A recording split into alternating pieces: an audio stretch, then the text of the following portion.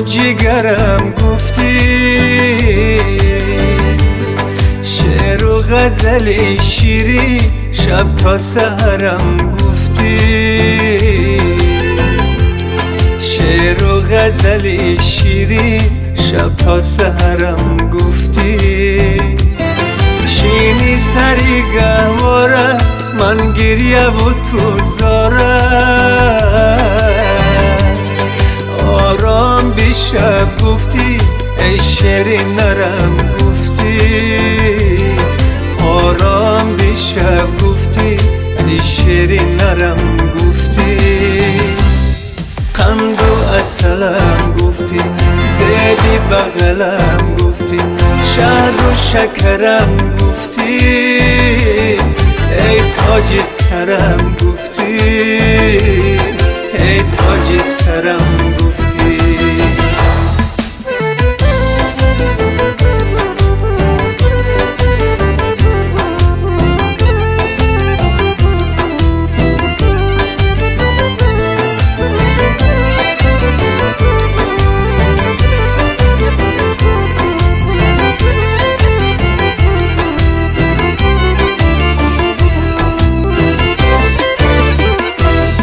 با جنبشی گواره با شیری تو آواره، شب تیز کلان گفتی، شب بالو پرم گفتی. هرگاه که تو را دیدم همه دنیا را، از شادی و خورسندی شمس و قمرم گفتی. قند و اصلم گفتی، زیدی بغلم گفتی، شهد و شکرم گفتی، ای تاج سرم گفتی، ای تاج سرم گفتی.